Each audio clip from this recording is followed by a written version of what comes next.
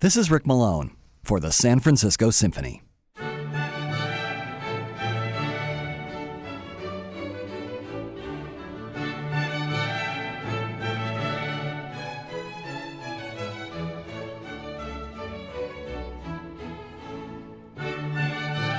Johann Sebastian Bach used the term orchestra on exactly one occasion that we know of, when he applied for the title of composer to the court of Frederick August II, Elector of Saxony, in 1733. He included a letter in French in which he pledged tireless zeal in the composition of musique for the church as well as for the orchestre, end quote. Now, it's possible that he was using the term to refer to the section in a theater that we still call the orchestra, but we don't know for sure. The fact is that the larger concept of an orchestra was just beginning to take shape in Bach's time. His friend Georg Philipp Telemann was one of the first to use the word orchestra as a term for an ensemble of singers and instrumentalists who came together to perform ceremonial works.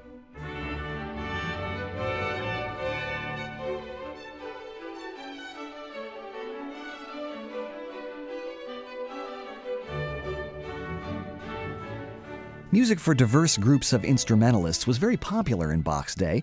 Telemann wrote over 200 orchestral suites, Johann Friedrich Fasch penned about 100, and Christoph Graupner produced at least 40. Now, Bach was a very busy man, fulfilling his weekly duties as music director for the court at Cöthen and later the city of Leipzig, so we have no idea how many suites he might actually have written, because the sad truth is that only 4 survive. All 4 are made up of lively and tuneful dances in the French style, which was all the rage at courts throughout Europe.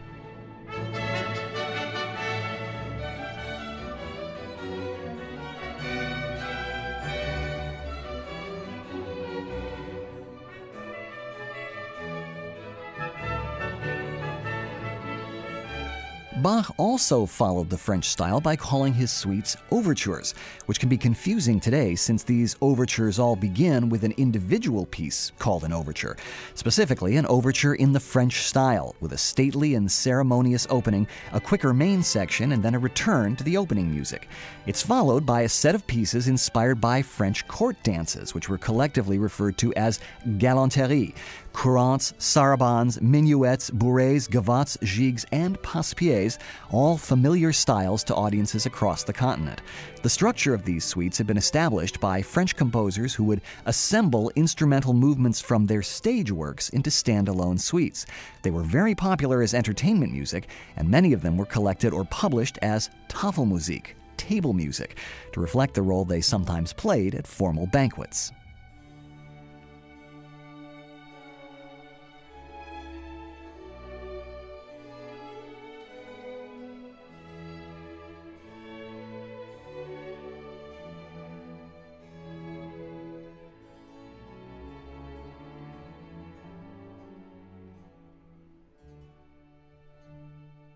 Bach's 4 orchestral suites probably date from his years as music director of the city of Leipzig in the late 1720s.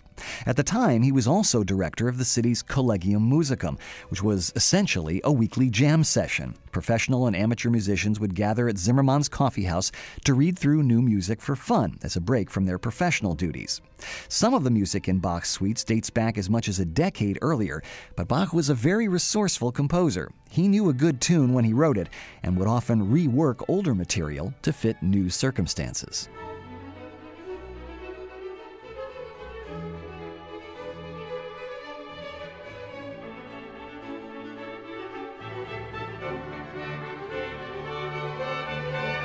The suite number 3 is probably the best known of the 4, and the music ranges from the festive to the tender. The French overture that begins the suite is more lavish and weighty than almost anything else written at the same time.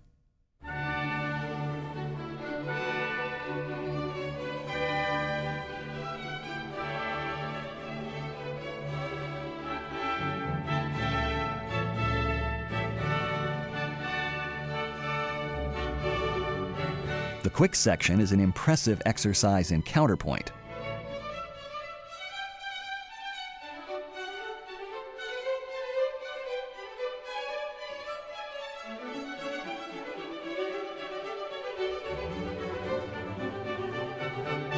The violins step out in solo roles as they would in a concerto grosso, and some scholars think that this means the suite was originally for strings in continuo only, with the trumpets and winds added later.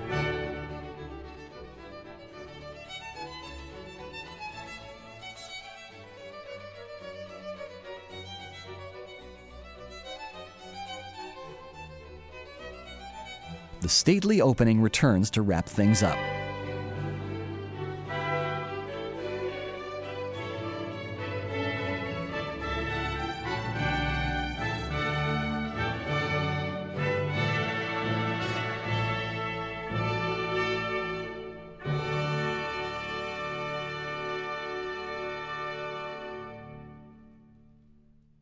Next comes the air for strings alone, which is one of the most famous movements in all of Bach.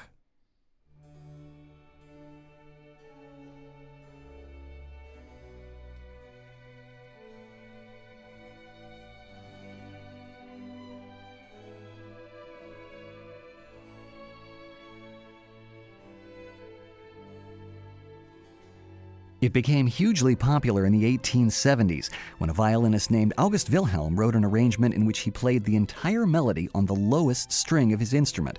He called it Air on the G string, and that's how it's still known today when it's played on its own.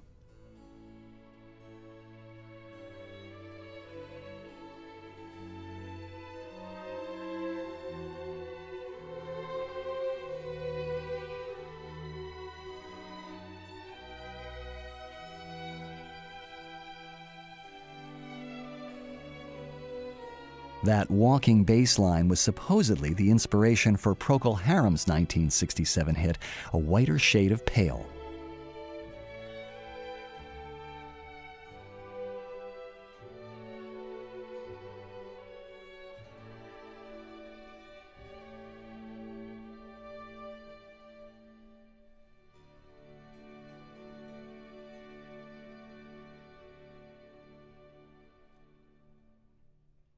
Next come the courtly dances.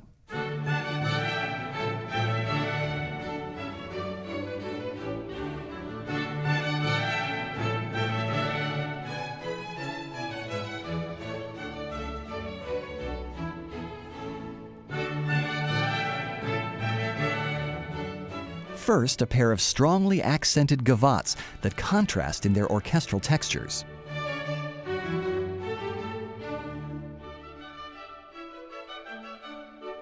They're structured the same way as the overture. The first gavotte, then the second, and then a reprise of the first. They also found their way into popular culture through a series of beer commercials.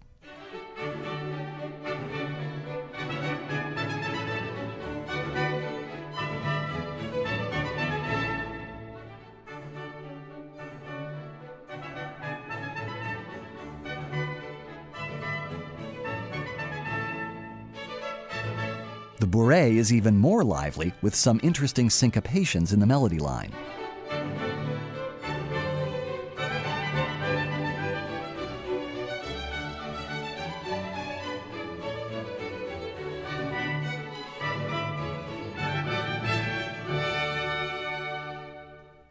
Finally, the jig, which breaks away from the simple meter of the rest of the piece and brings things to a rollicking conclusion.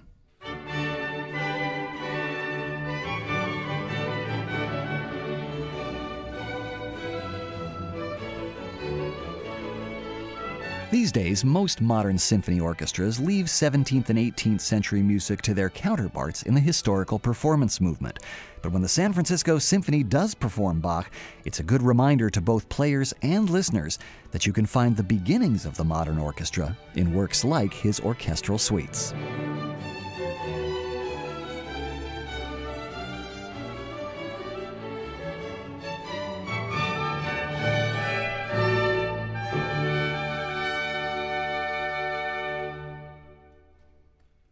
This is Rick Malone for the San Francisco Symphony.